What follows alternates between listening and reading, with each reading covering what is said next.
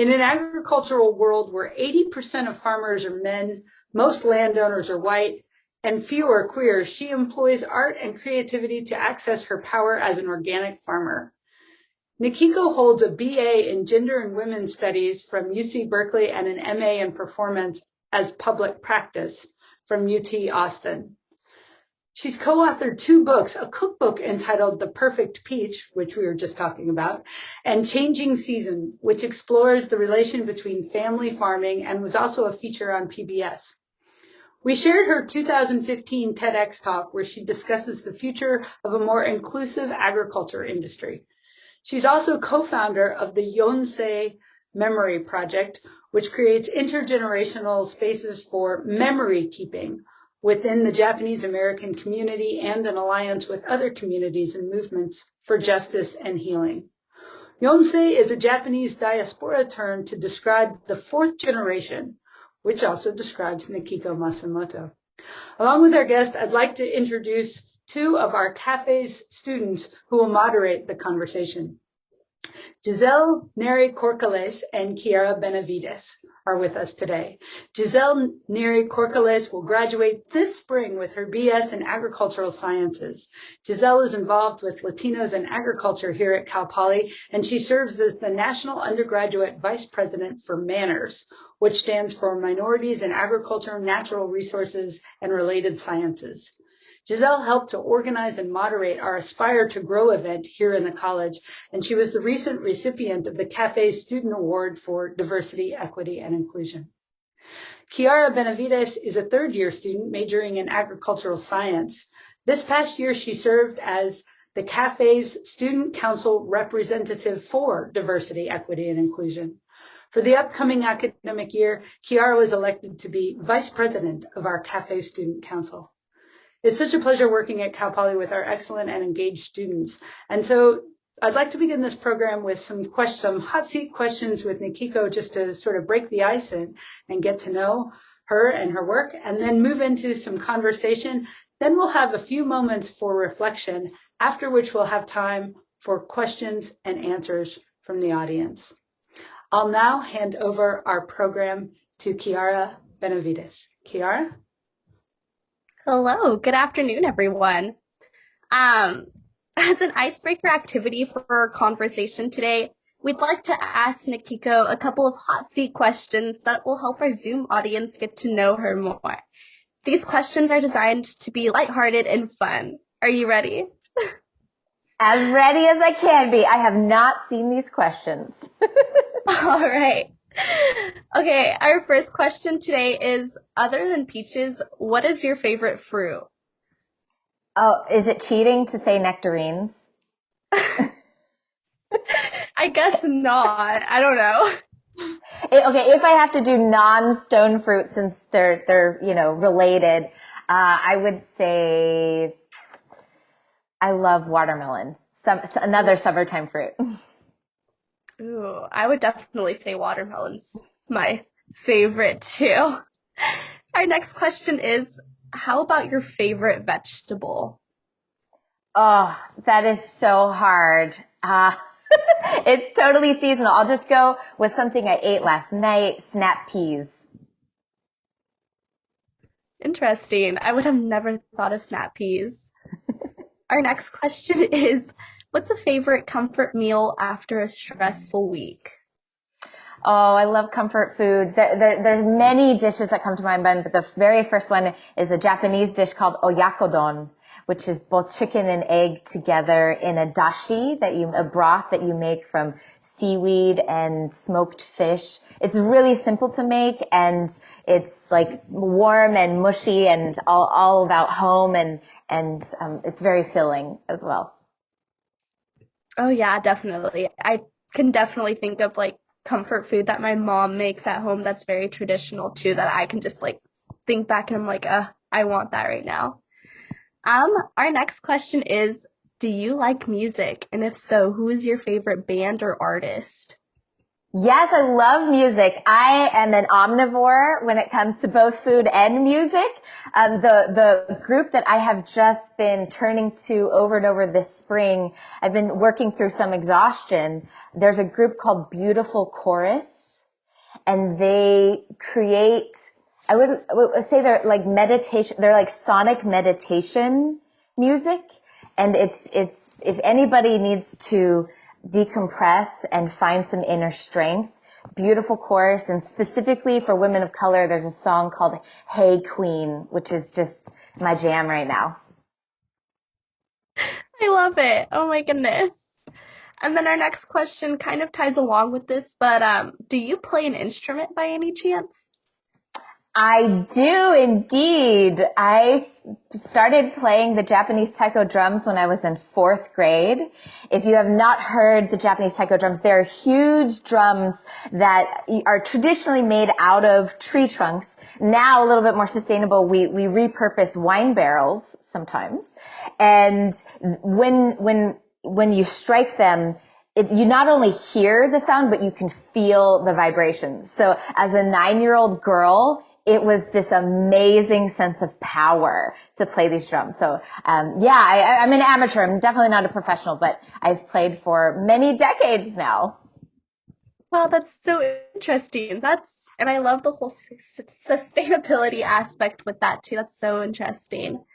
Our next question for you is, what is a holiday you enjoy celebrating and why?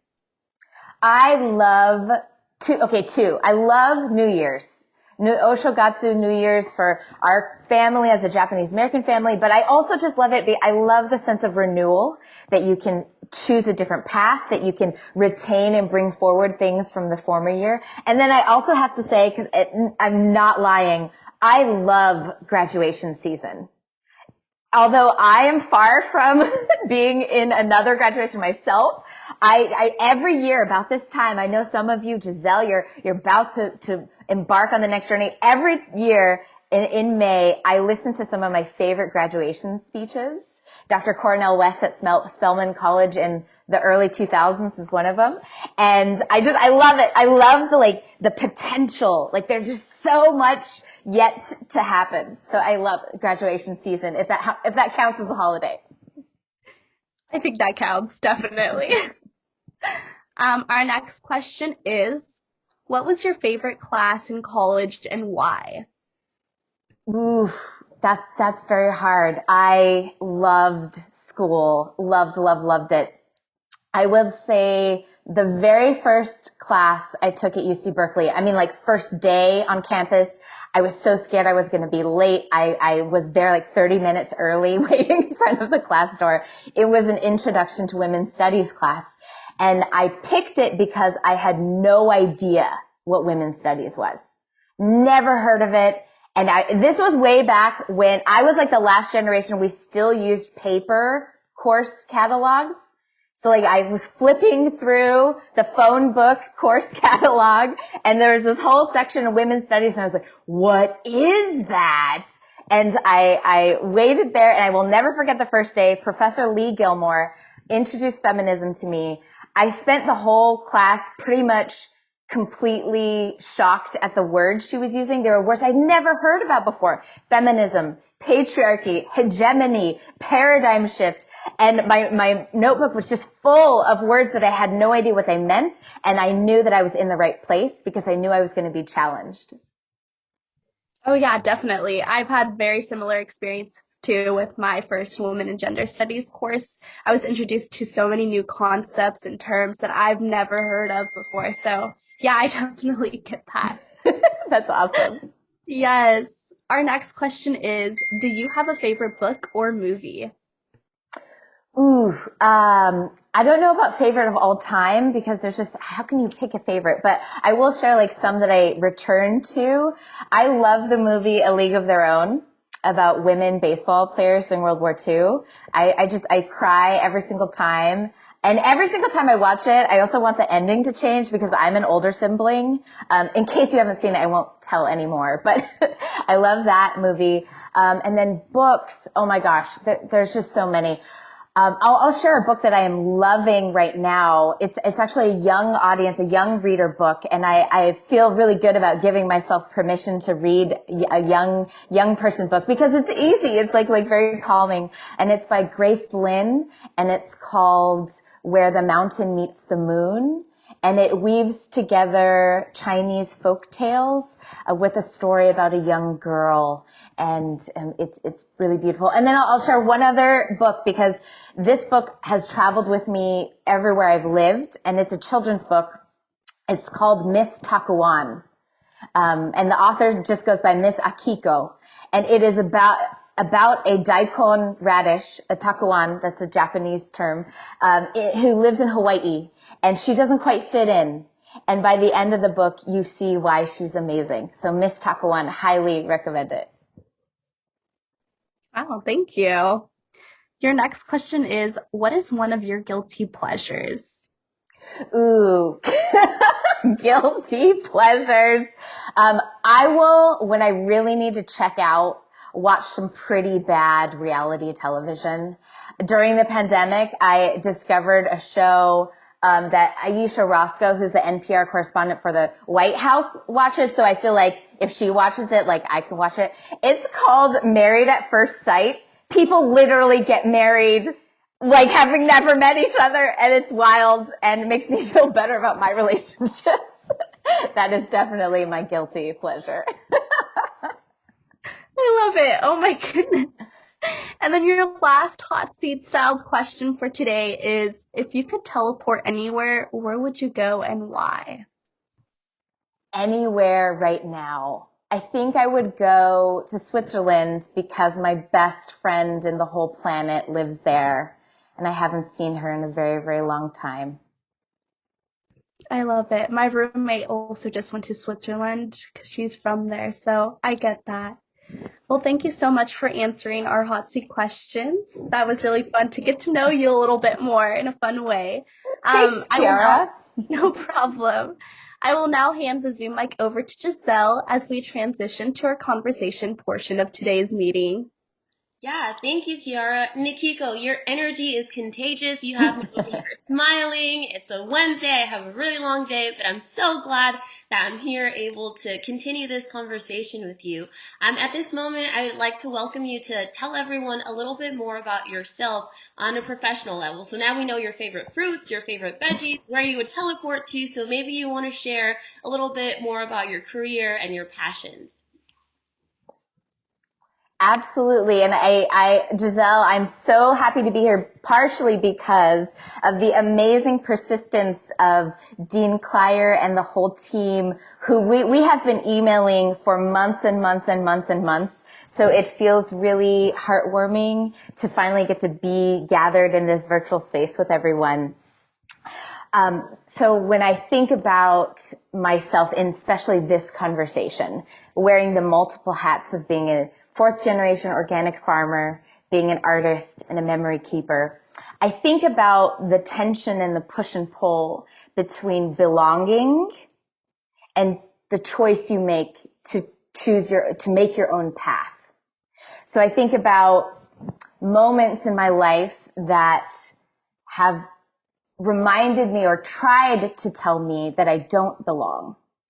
I remember in 6th grade, the prank phone call I got from a boy in my class who told me to go back to China, which of course is a racial epithet and also inaccurate because I'm not Chinese, I'm Japanese American.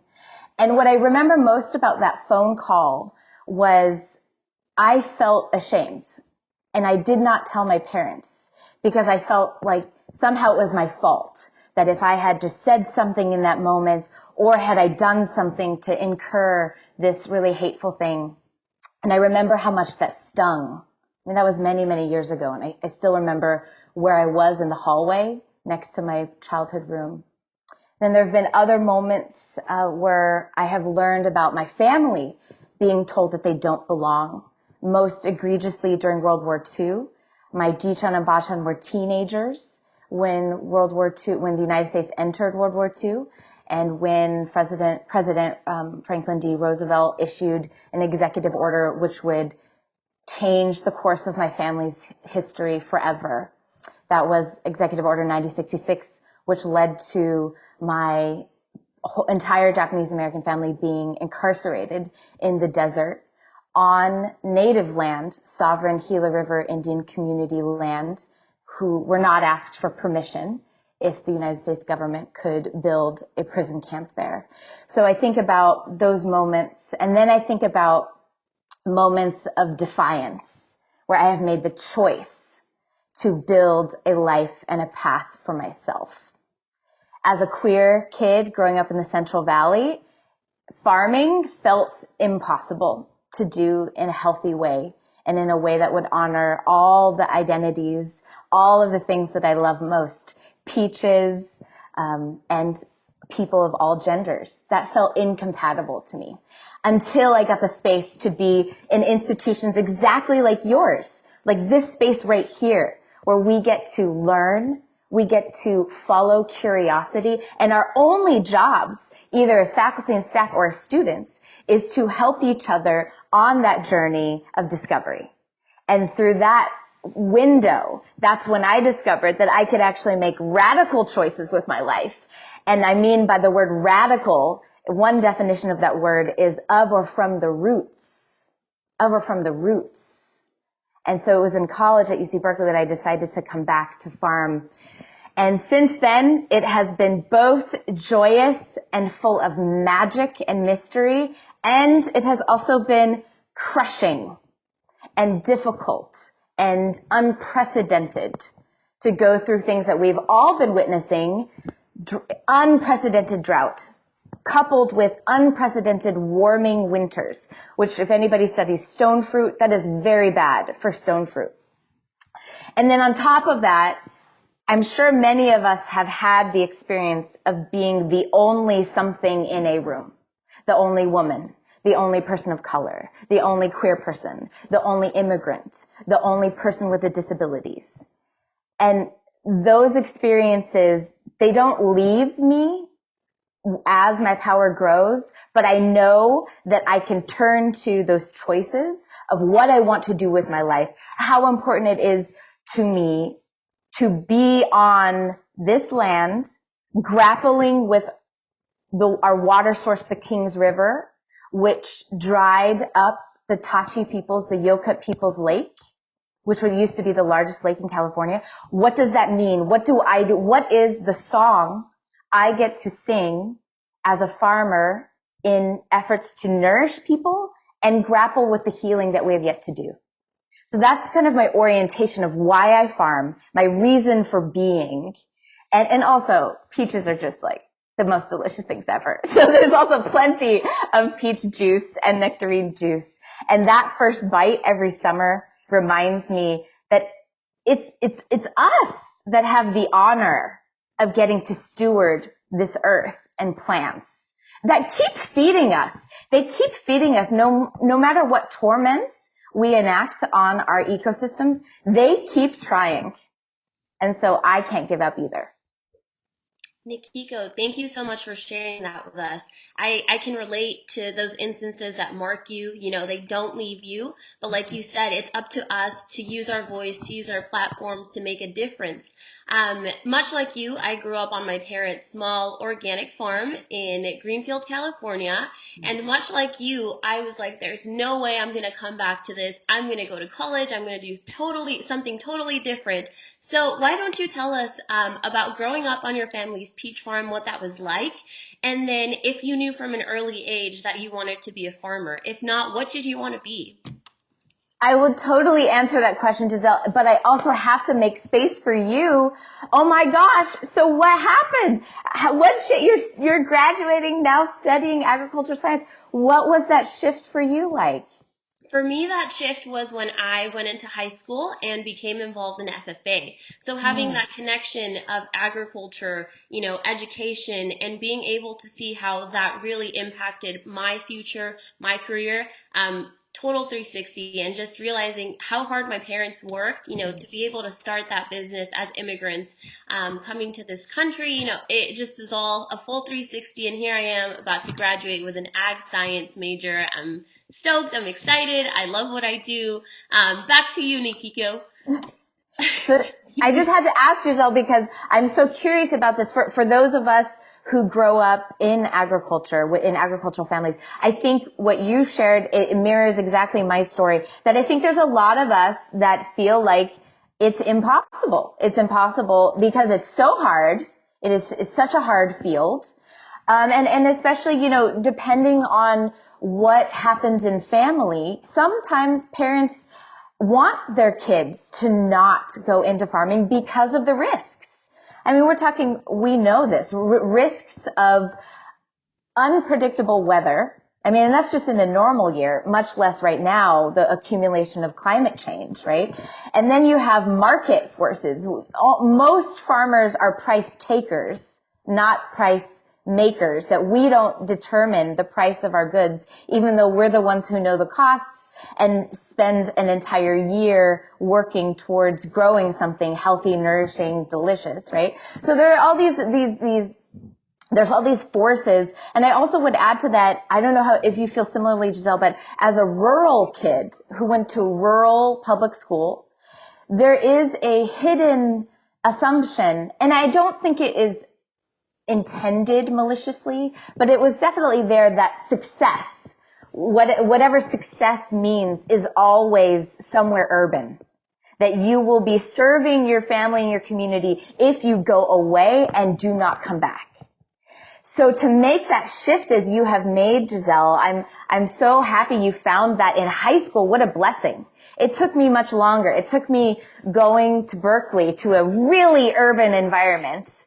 And one thing that I'm incredibly grateful for is that my parents, probably the best thing that they ever did was decide not to say anything about my future work plans. Because if they would have said I should be a farmer, I probably would have not wanted to be a farmer. And if they said I shouldn't be a farmer, I mean, who knows how that would have hurt me in my journey back to the farm. So for me, Giselle, the moment was I took one environmental studies class, and I still remember it. It was in LeConte Hall, very uncomfortable desks for a left-handed person.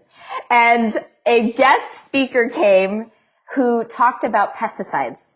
And Susan Kegley, a researcher, she talked about the ramifications of pesticide use over scale and over time, not only on soil health, air health, water health, but the health of human beings, farm workers, and the people who eat the food.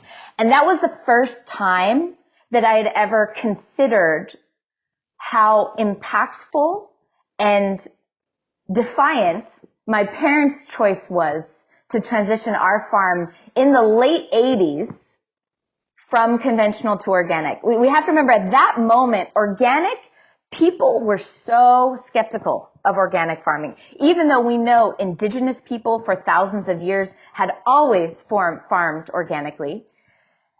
People thought organic farming was so crazy that when my dad stopped spraying herbicides to move away from the idea that fields could be clean, which is still a concept that is used today, someone came to my mom with condolences because she thought my dad had died. That is how outside the realm of conventional thinking cover cropping was, because it looked like the fields were overgrown, right? So I just tell that story, but like that's how radical my parents' choice was. And growing up, it was my norm, and I had no idea how important that decision was. So that one class completely changed how I thought about home, and combined with studying power and histories of organizing, histories of people rising up, asking not for special treatment, but for human dignity. That combination is what led me home. Awesome. Thank you so much. So, leading into our next question, you talked about some of the challenges, that comes with farming or being an agriculturalist. I can, through firsthand experience say that it was hard. It's not easy. The weather changes, the market changes. You may not have enough money to pay for, your boxes or your plants. So could you tell me what some of your challenges you face personally being in agriculture, whether that be, the farming side or where you fit in the agriculture sector? Great question, Giselle. Yeah, I'll share a couple of like snapshots. The very first summer I came home after graduate school, we had a hailstorm in late May, which is very abnormal for our region in the Central Valley.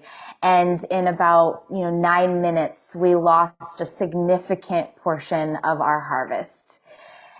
That had, prior to 2011, that had only happened one other time in my lifetime.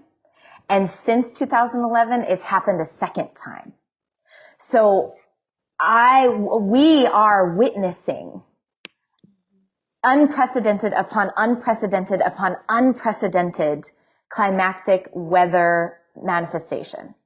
So whether that means drought, whether that means hail when it's not supposed to hail, whether that means warmer winters, I'm seeing this. And just last week, I was talking with my mom, the long view of our farm, and thinking about what it might look like when we leave, hopefully, this place for our next generation. And I am not sure how long we can depend on growing perennial crops, which we have. We have stone fruit and grapevines. And that's very scary. It's very alarming. Everything in my body wants to rail against that possibility.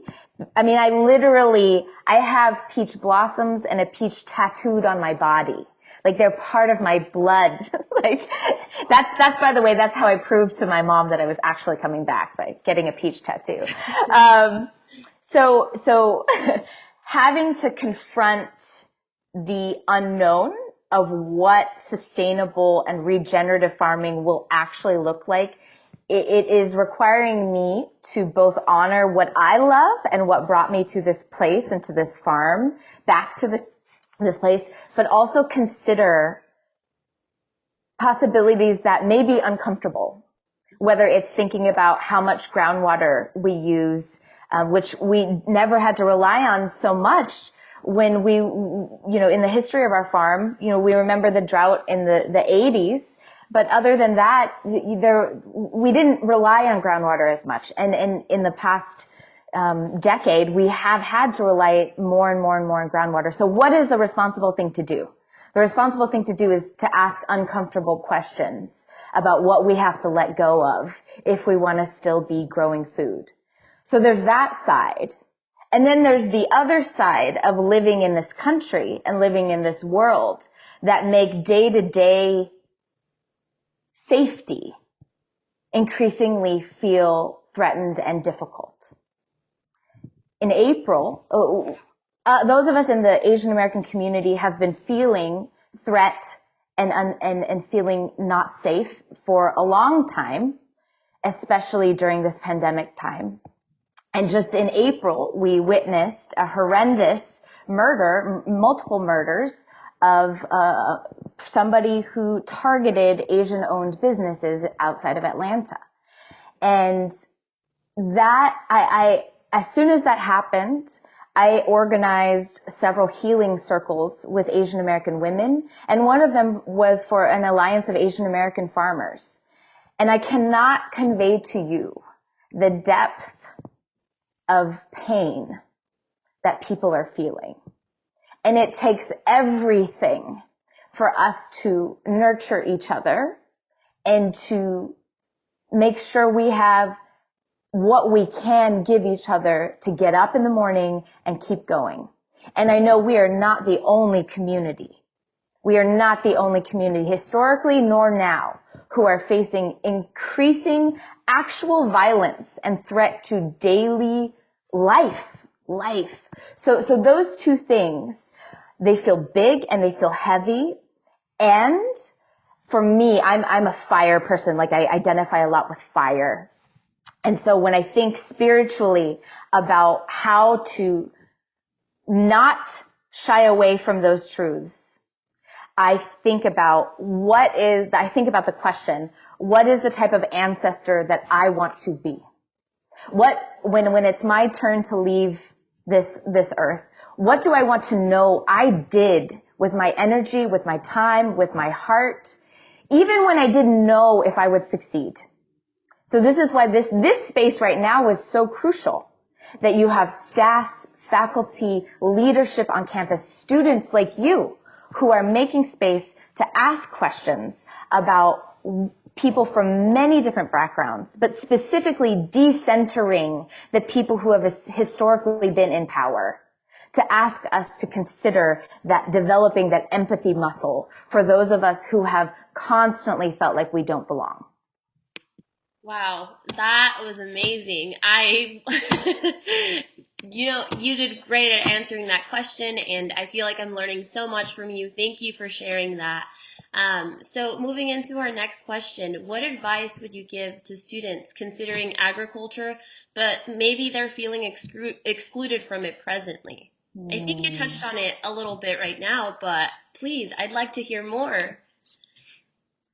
I'm going to refer to an amazing feminist Black woman in the food industry, Astrid Berry from New Orleans. I was on a Zoom with her earlier this year, and she said 2 words: choose you.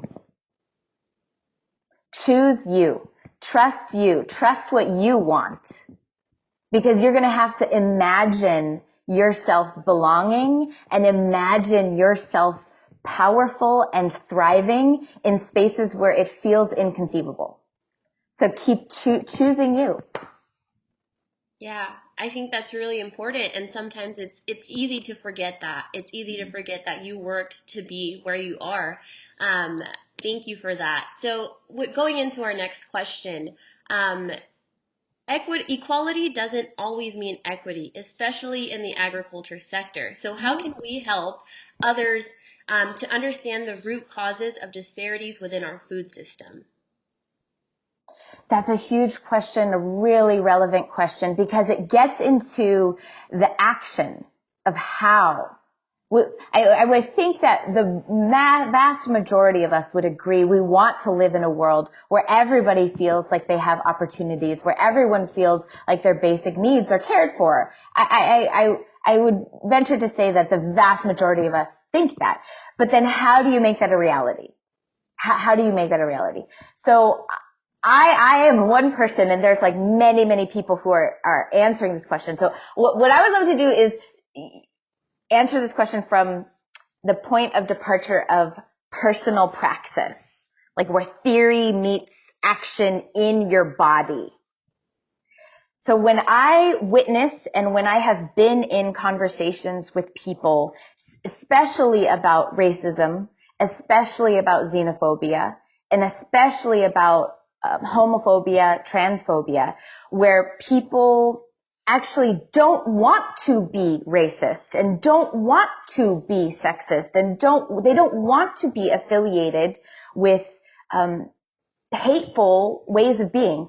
But in that process, sometimes we create our own blocks. So whenever, I will speak to different people in this moment. So if you find yourself on the spectrum of power and privilege where you are closer to the top, Congress looks more like you. Your job in those moments when we're talking about what does equitable policy look like, whenever you feel that question of like, gosh, that doesn't seem fair, is to pause. Use that as a trigger, as like, let's just pause for a second and think about how do we heal from literally centuries of disenfranchisement, theft. We'll just take the example of my family. During World War II, before World War II, before incarceration camps, my family leased land. But even before that, 1911, 1913, my great-grandparents who immigrated to California were literally not allowed to purchase land. The California state legislature passed the alien landlords targeted at Asians. And I just want to I know a lot of us know that, but let's sit with that. Let's sit with that for a second. If that were right now, I could not own a farm. Literally, full stop, because my name is Nikiko Masumoto and I am Japanese American. I could not own a farm. So that's the first rupture in my family history. And this is just my family history. This is not a history that is all encompassing. We have to think about the history and continued legacy of slavery, of colonialization, meaning displacement and genocide of Native peoples. So, but we'll just stay with my family. Okay, so my great-grandparents could not own land on my Japanese American side of my family. On my white side of my family, they could. So from the beginning, let's say two people immigrated with the same $100 in their pocket. One set of great-grandparents were excluded from belonging as farmers here. The other set of grandparents, open door, sure, go buy land, be a farmer. Then let's fast forward, and of course many, many things happen in between, but I'm just the big moments. World War II happens. My family was leasing land. We were not wealthy enough to purchase land. And so then this rupture happens where literally my family loses everything. We don't even get to harvest. We were leasing land for raisins. My family was forcefully had to leave in spring of 42. And the white woman who owned the land did not share any of the profits of that year's harvest, even though my family did all of the work. Okay, so let's think in actual dollars there. How many thousands of dollars did my family lose? Where if we could have had that profit, and let's just say we invested $100 in 1941 in the stock market, how many times would that have doubled by now? So I like to get into the details because this is the uncomfortable truth that although we own land now, we could, if it weren't for racist policies, we would own more land. And it's not a race to riches. I don't want to be a millionaire. That's not the goal. But the truth is we have to look at the literal manifestation of what those big systems of oppression have meant. Okay, so that's for my folks who are new on the journey. And like, you know, you might say to yourself like, oh, all this DEI stuff, like, do we have to talk about this again and again? And whenever, if that comes up in you, I invite you to take a deep breath and I invite you to think about my grandparents whose hands, I know how they felt. I know the calluses. And I want to invite you. You can adopt my grandparents. Think about my grandparents as much as you love your own grandparents. That is the gateway for those of us who find ourselves closer to that pyramid of unfair privilege and power. For my sisters, brothers, trans folk, people of color, immigrants on the other side of the spectrum, your job is to keep loving yourself and to create communities of belonging where when things feel crushing, you know you're not alone because they will feel crushing. We won't always win. We are not going to achieve everything that we deserve in our lifetimes, but we have to choose to believe in the future and choose to know our worth. So that's how I answer that question. I know it was long and I know there was a lot there, but I hope you can breathe something in from that, wherever you fall on that spectrum. No, that was very impactful and it is very important, very touching, and wow, thank you so much for answering that. At this moment, I would like to invite everyone to take 2 minutes to reflect on the things that we've discussed throughout this seminar. Take a moment to write down a couple of thoughts that have stuck with you, so you can take that tangible quote or maybe something that Kiko said that really impacted you. We'll let you know when the 2 minutes are up, and then we'll move into our next portion.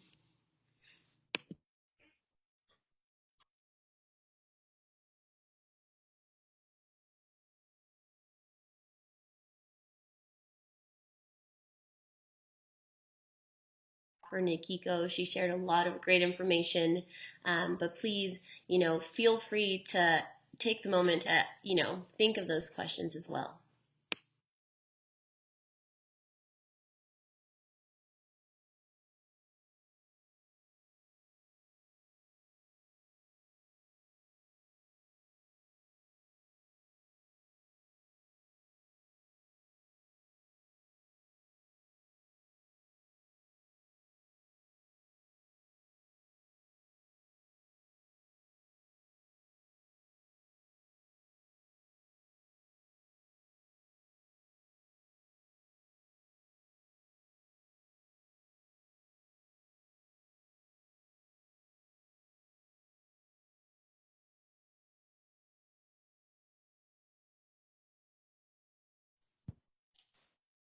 Can I ask a questions?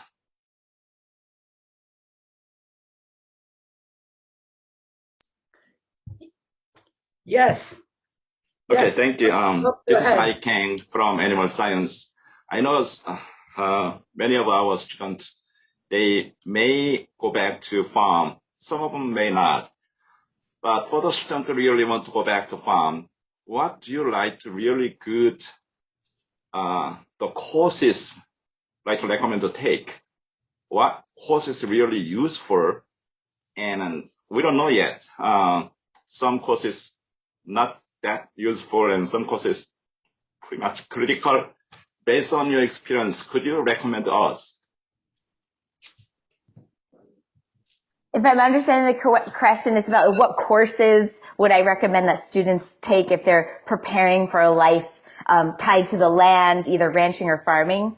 Correct. Thank you. Okay, so this is where, I mean, I would love to bring in other folks to answer this question, because I have never studied agriculture in a formal setting. I studied humanities, which is really interesting. It's really interesting to think about the multiple pathways to the land. Now that I'm in my 10th year of farming full time, I am really regretting that I did not take an agronomy class. Soil science is something I wish I had a stronger background in. But what I will say, so this is coming from someone who is not an expert at all, but in my course of learning, I will say the two things that were the hardest for me to learn in those first years that I imagine could have been incorporated in some type of formal learning or training before I farmed full time was, one, information technology for myself. What systems do I need to develop to take notes and observe?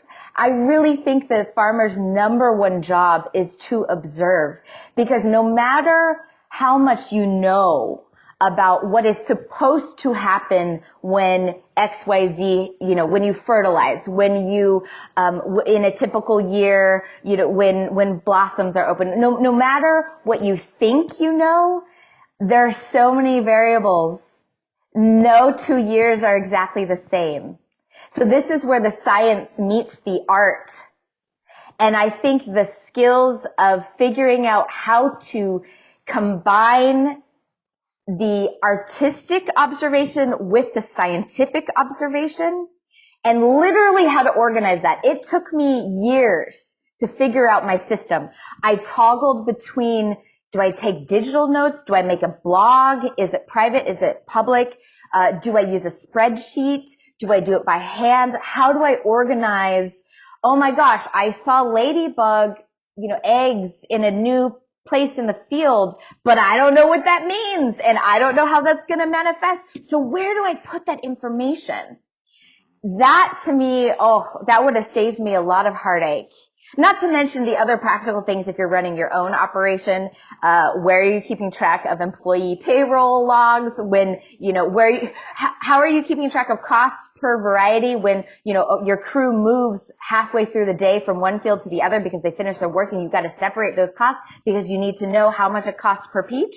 Right? So information, like I would love to see a partnership with like library sciences combined with like some wild art, right? Like I personally use a daily journal that's in my pocket, and then I use a big journal by year, and then I have spreadsheets for snapshots of certain questions. So I kind of toggle all three, but it literally took me about 5 years to develop that system. And that's just what works for me. My dad has a totally different system. So and then the second thing, which I'm curious what people's response is, but is literally physical endurance training. I grew up on this farm, and I worked as a kid, and still in my 20s, when I came back to farm, it took me 3 years. I am not joking. 3 years to keep up with my father, who's 30 years older than me. And the reason why I share that is because I think oftentimes when we're coming out of student life, where we have clear benchmarks of like, oh, I did well on that test, didn't do well on that test. And actually our measures for success are pretty short. You know, the quarter or the semester are weeks. All of that is gone when you enter into the lifetime of farming. And I got really depressed. My first couple of years of farming because I had no benchmarks to let me know if I was succeeding or failing. And my dad was kicking my butt. So somehow of figuring out ways of listening to our body knowledge, literally, if you want to be a farmer, depending on which industry, but I would venture to say most of us wake up with the sun. Training yourself to wake up with the sun. I know that sounds like trivial, but it's not. In those first 3 years, every year I would start off well. And then as the days grew longer and the nights grew shorter and there was less opportunity to sleep, at one point during the summer, I would just crash. And my dad had to start the crew without me. That fourth year, I finally got it. I finally got how to regulate my own stamina and endurance. So that was a long-winded answer, but those are my ideas. I would love to hear anybody else's suggestions. Thank you very much for your rich answering to the questions. Nikiko, I really love that. I often tell my students it's not rocket science. It's more complicated because there's so many more variables, and you know, plants and soils don't necessarily obey the laws of physics all the time. A couple of questions in the chat. One of them wanted to know just how does your background in the humanities inform your work as a farmer? I love that you had a humanities major. I'll try to be brief because I know I've been giving such long-winded answers.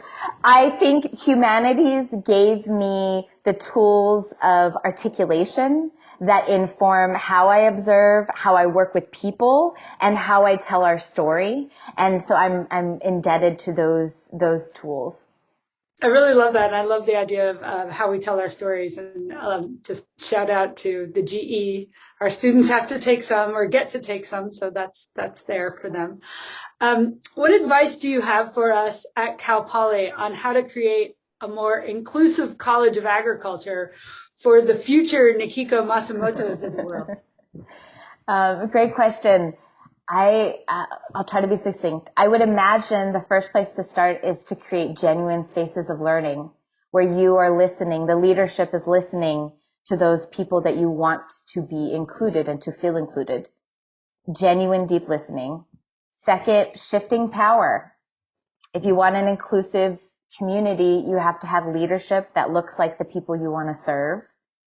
And all of the systems that are embedded that we sometimes don't even think about. Systems that exclude people based on disability, exclude working parents, right?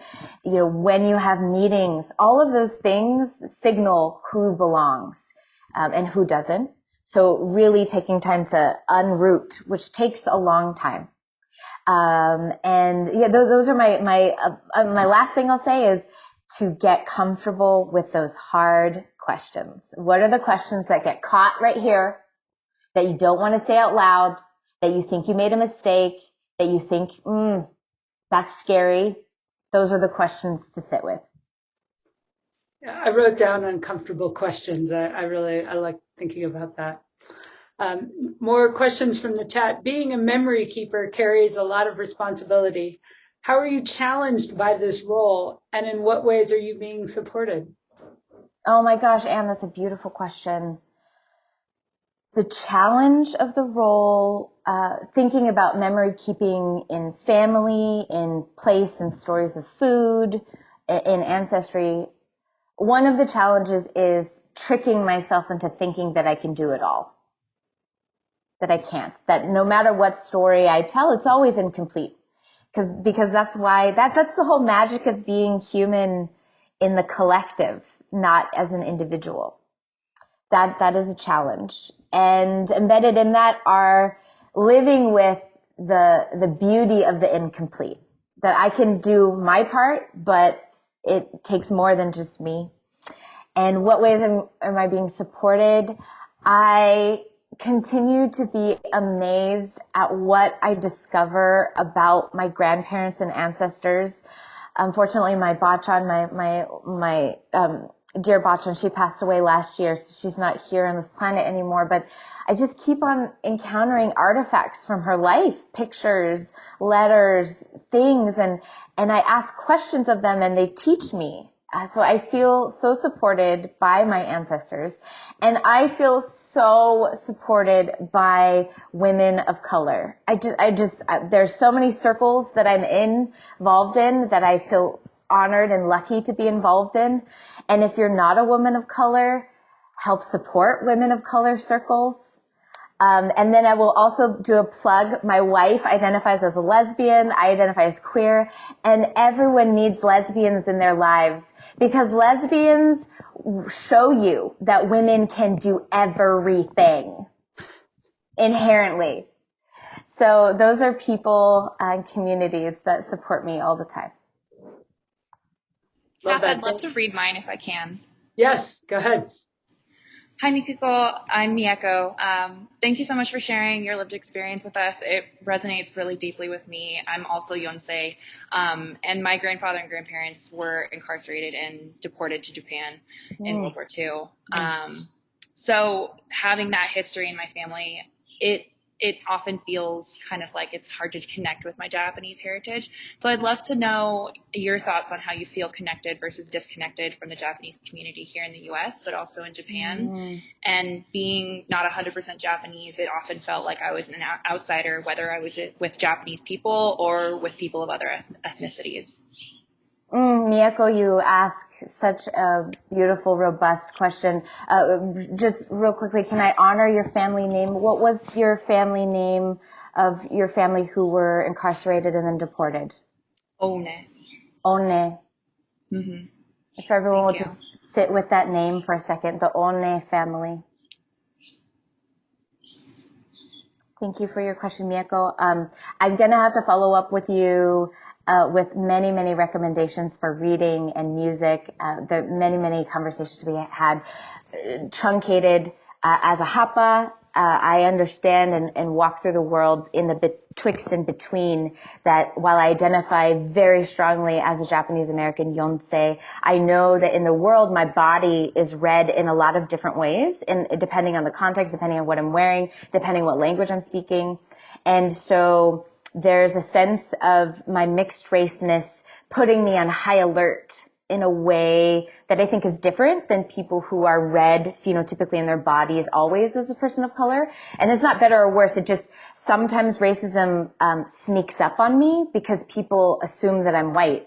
And that's its own type of pain to be in that kind of situation. So there's that negotiating belonging.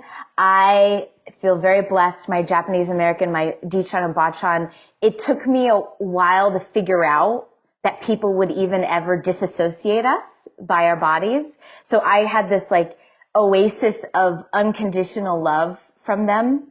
And my mom, as a white woman, is this incredible white woman. We talk about race and racism all the time in our family, and the privileges she has and the privileges I don't have, and what that means for us. Yes, tiny anecdote. I've only been to Japan once, and it was both amazing. We still have family members that we're in touch with, and it was also very painful because I was having this experience of feeling, oh my gosh, there's my auntie walking down the street. Like I see these people look like me. They look like the people that I love. And if anyone's never been to Japan, Japan is a very racially homogenous country. There's not a lot of people of multiple races, period, just demographically. And so people did not see me as having any connection to Japan. And so it was that push and pull of I felt at home in the farmhouse that my great grandmother Nikiko Masumoto grew up in. And then I also felt so excluded because I don't speak Japanese, and because, I walk in the world in this body. So this is like the tip of the iceberg.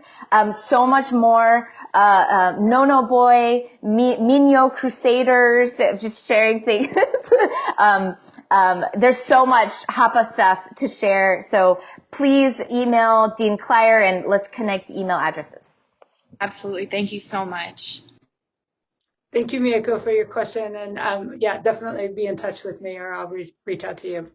I think we have time for one more question, Nikiko. And I think this one is important. It's sort of two together. And that is, how do you keep yourself well? And how do you avoid burnout and self-doubt? And to me, those questions, that all comes together.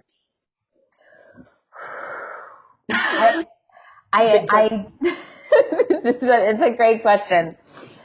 I think it's important to share. I do not avoid burnout or self-doubt. I don't. And I still crash and get sick, and I'm human. And as I get older, I feel like my tool chest of what to pull, what tool to lean on gets a little bigger every year. So for me, my personal cues I will share, and I also just want to share the general message of you already know what you need. It's a question of, do you give yourself permission to need that, or can you rally, help, and support to get you what you need? We don't always have at our disposal what we need, but we can get it. We can get it. So I mean, it's been a long time that I've fought with sleep. I wish I didn't have to sleep, but I'm finally making a little bit of peace and trying to think about sleep as my friend, not as my enemy. That's just my personal struggle. I've been trying to pay much more attention to my body, just listening and realizing that I can go, it's like dancing. Like you could go quick, and then slow, quick, slow, and going slow and giving yourself time to check out, to relax, to do joyous things is not a detractor from the hard work. I am a type A overachiever. I want to fill every minute of every day. And so giving myself space for joy has been difficult. And that's one of the things I've learned is that joy can be radical. Well, Nikiko, thank you for bringing your joy to us. This was definitely a very joyful experience for me. I know it was for many other people on this Zoom, and we're just all so inspired, and we have so much gratitude for your time with us. So thank you, everyone, for being on today, and I hope you can take a little of Nikiko's spirit with you for the rest of the day. I'm so honored by your presence. I know what a hard time of the semester or quarter it is. Thank you for being here, and I'm amazed by what y'all do.